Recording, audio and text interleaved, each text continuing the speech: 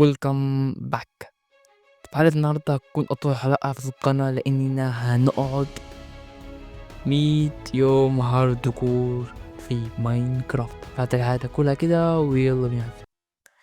هو انت فاكرني هعيش 100 يوم في ماينكرافت اتمشى كده؟ لا، احنا لينا 3 أهداف لازم نعملهم. أول هدف إن احنا نعمل دروع فول نزر رايت، تاني هدف إن احنا نكل التنين، وتالت هدف اللي هو يعتبر أصعب هدف بالنسبة لي لأني ولا مرة قتلته قبل كده، إني أقتل النيجا سكيلتون. صح، النيجا سكيلتون ده المفروض أقتله وبس كده. يعني كنت خلصت 3 أهداف دول في خلال 100 يوم يبقى أنا خلصت الفيديو، فاهم انت؟ بس يعني طبعا نسيت أشكركم طبعا على 6-7 اللي حصلنا عليهم. يعني مكنتش متخيل نحصل يعني على 6-7، يعني دي كده عارف. المهم، ويلا بينا على الفيديو.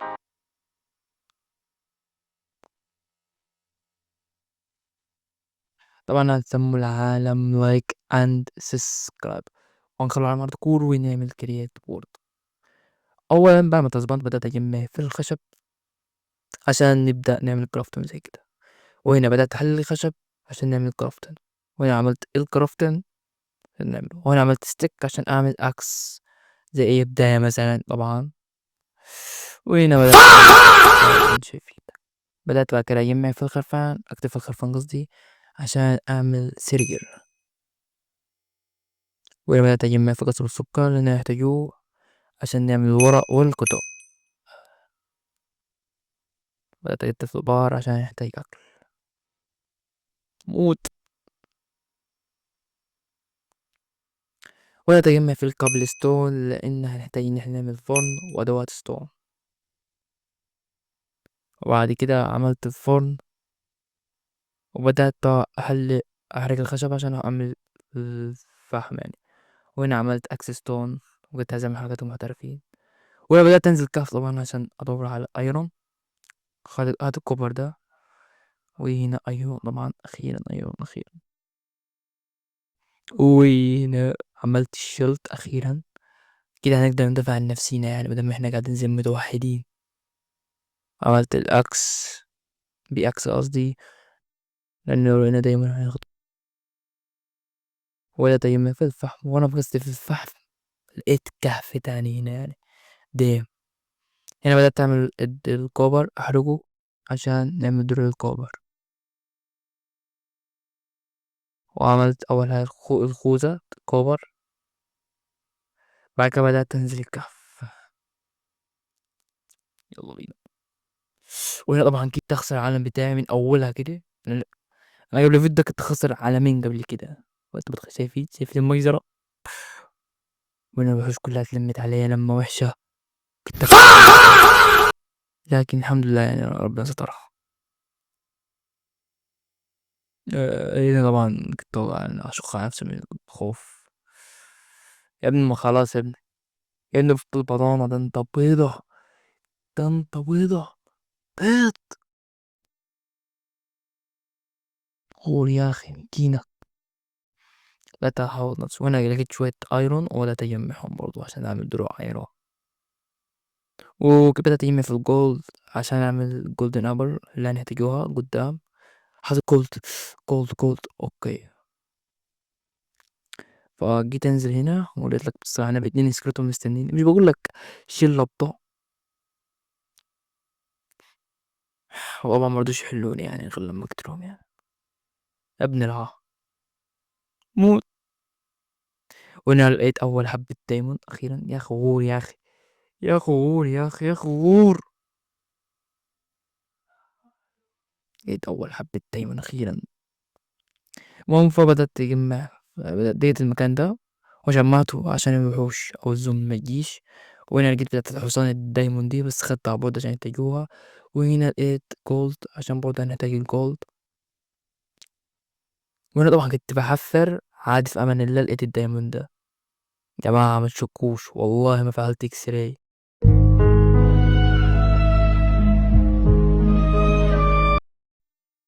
جمع دايموند.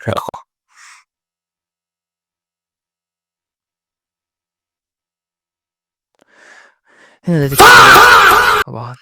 وهنا لقيت شوية ايرون برضو.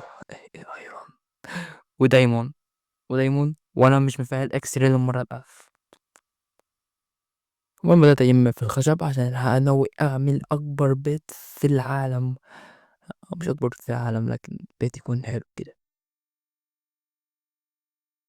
المهم بدأت أجمع كل أنواع الخشب بجميع أجناسها، وبعد كده افتكرت بكرة اللافا دي عشان أعمل أوبسيديان. كل ده عشان أبدأ أعمل يعني البوابة بدري شوية.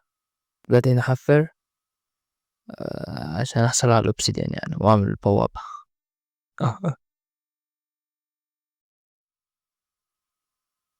وأنا بدأت أجمع في الأوبسيديان إني أريح دماغي، لكن أنا حاليا مش جاهز خالص إني أروح النزر، لكن قلت أجمع الأوبسيديان عشان أكون جاهز في أي وقت إني أروح النزر. وهنا طبعا جيت للمكان بتاعي وبدأت هنا أحفر، أسوي المكان عشان أعمل البيت بتاعي. ويلكم باك. فاك.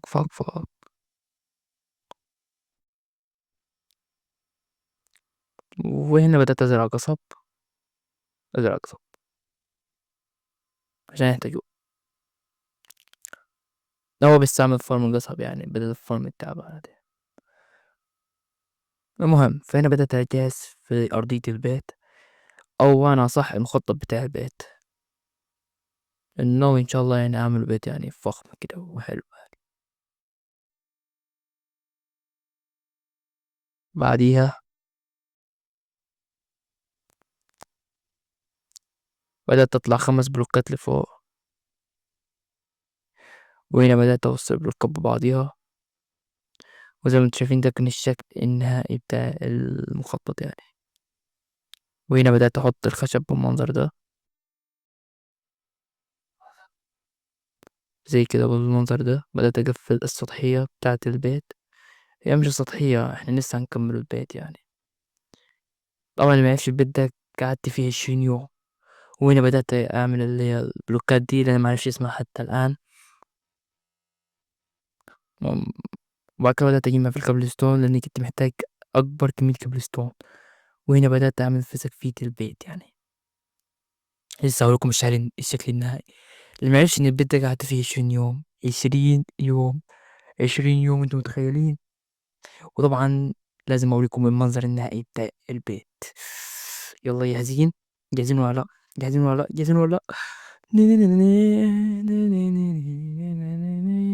اه ده البيت يا جماعة، ده البيت. قعدت فيه 20 يا ابن الله، قعدت فيه 20 يوم. متخيلين؟ اه البيت. ربما اخسر العالم بس عشان بصراحة ده ميتين فيه. طبعا هنا كنت هعمل الفارم توتم، ودي الأدوات اللي احنا نحتاجوها عشان نعمل بيها الفارم توتم. المهم بدأت أروح في نص مكان في البحر عشان أبدأ أعمل الفارم توتم، لأن الفارم توتم بتتعمل في البحر مش بتتعمل عليها بس يعني. أنا بدأت أطلع ببلوكات من هنا لفوق، وبدأت أعمل بلوكات قزاز 5 في 5 بالمنظر ده. ونطلع 16 بلوكة لفوق و7 يمينك كده و7 شمالك. وبعد كده نبدأ نجيب قروي على المركب، عشان ندخله جوا، ونحطوله السرير ونحطوله اللي هي بتاعت الشغل ده، ونقفل عليه بالقزاز. وهنا بعد ما شغلت الفارم توتم وكنت مستني توتم بفارغ الصبر، وهنا حصلت على أول توتم في الفارم، وكده بقى معايا توتم عشان ما اموتش تاني. المهم دي كانت الحاجات اللي جمعتها لل- الحدث الايفنت. وهنا كانت الموارد اللي عندي تعبانة قوي، فقررت إن أنزل كهف عشان أجمع أيرون ودايموند وفحم كذلك. وبدأت أجمع في الأيرون هنا، بدأت أجمع في مكان هنا. في الوقت ده كنتش لسه مشغل اللي هو نجد فيرجن. طلعت في الكهف ضلمة، ولا لقيت دايموند برضو، دايموند تاني برضو. رغم إن الدايموند مش هحتاجه قوي بس ماشي. وهنا لقيت دايموند تاني. طبعا السكeleton الخسيس أكتر مو بكره السكeleton ده. وهنا طبعا كنت بقايد مع القروي، كنت بحاول أوظفه عشان يطلع لي التاب المندي، وصح الله ميتيني بصراحة. وفي اللحظة دي بقى كنت فرحان جدا لأن لقيت كتاب المندي. أخيرا بعد حوالي 10 أيام في اللعبة مندنج. أخيرا يا أخي مندنج. المهم ونزلت النذر عشان أروح القلعة. طبعا قعدت أدور عليها، مش عارف العالم ده محقق جوه في كل حاجة، لحد ما لقيتها بالمنظر القلعة، المنظر ده اللي انتوا شايفينه كده. المهم دخلت القاعة وبدأت أجدد في البلاس رود ولا، لكن إذن ودي كانت أول حبة بلاس أخيرة حصلت عليها، وأنا خسرت أول توتم في النظر.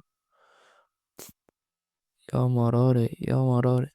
حطيت طبعا التوتم عشان مخسرش العالم بتاعي وأنا كنت عايز أزود الإكس بي بتاعي، لأن الإكس بي بتاعي كان قليل جدا. وهنا بعد ما روحت بدأت أعمل في فارم الإكس بي، لأن بصراحة الإكس بي كان وحش خالص عندي، ومكنتش عارف أطور أي حاجة. المهم هنا بقى وانا بشتغل بقى في الفارم اكتشفت اني عملت اكبر غلط في الفارم، ان المفروض اللي انتوا شايفينها قدامك دي تبقى بلوكتين اللي فوق بالمنظر ده، مش بلوكة. وده اللي كان هيشلني بصراحة. اه فاك. وهنا بدأت اكسر في السور من اول جديد، وما انصحش اي حد يعمل سور الفارم الاكس بي باللي هي اسمها ده نص بلوكة دي، اعملها ببلوكة كاملة. وانا بدأت اطلعها بلوكتين، بلوكة تاني، عشان الفارم بالمنظر ده. وبدأت أقفلها ببلوكات، وده اللي أنصح بيه الصراحة، أعمل استكشاف بالبلوكات يعني الصراحة. تقول لي ما بتستخدم فوق، ما فيش وحش تستخدم فوق، وتطلع 80 بلوكة لفوق، بس تعمل سلم أحسن لك عشان ما تتعبش يعني. بس لو معاك الإرترا مش لازم. أنا بدأت أنزل عشان أشوف الفارم هتشتغل ولا لأ، وفعلا الفارم اشتغلت، لكن في الأول كانت بتنزلي موبات قليلة. هي بتنزلك على حسب الموت على حسب الوقت اللي انت بتقعد فيه. لو انت قعدت فوق وقت كتير فوق هتنزلك مواد كتير.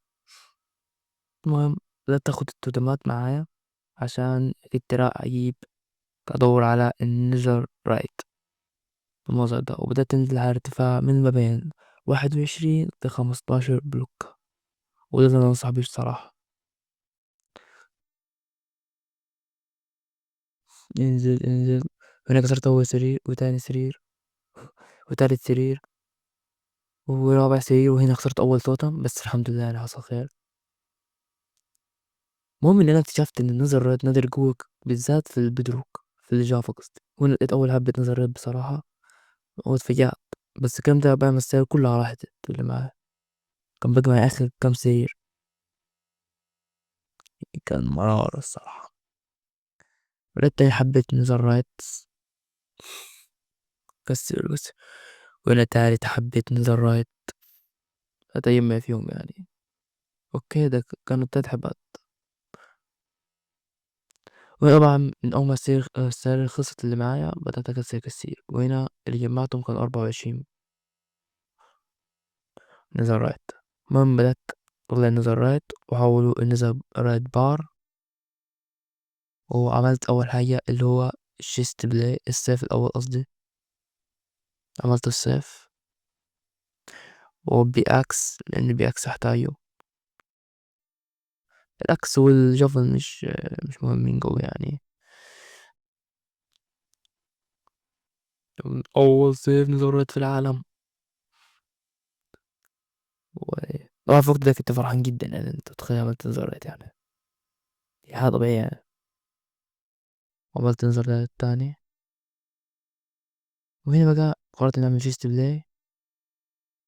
شيست بلاي يعتبر مهم جدا، عملته. شيست بلاي نظر رايت. وهنا كذلك عملت الخوذة، وبقى معايا خوذة وشيست بلاي نظر رايت. وقررت إني أعمل البنطلون فإنه كده بقى معانا نص نروح نظر رايت، ما عدا الجزمة يعني، عشان ما كانش معايا نظر رايت كفاية يعني.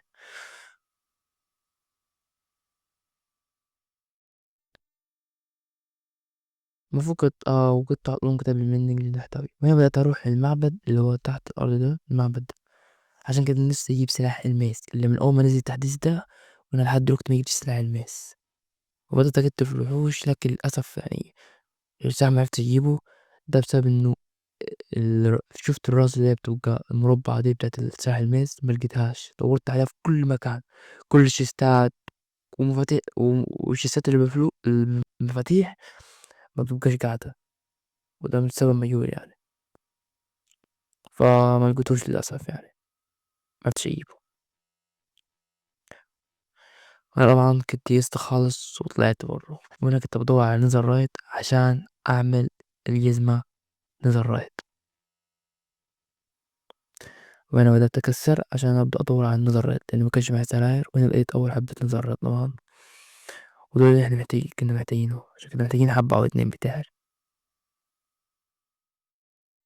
بدأت أطلع، وهنا حطيتهم في الفرن عشان وهنا عملت الجزمة netherite وبقى معايا full netherite يا باشا، تا، تا، تا، تا، ت بس ما حسيتش بفرق جوّه يعني.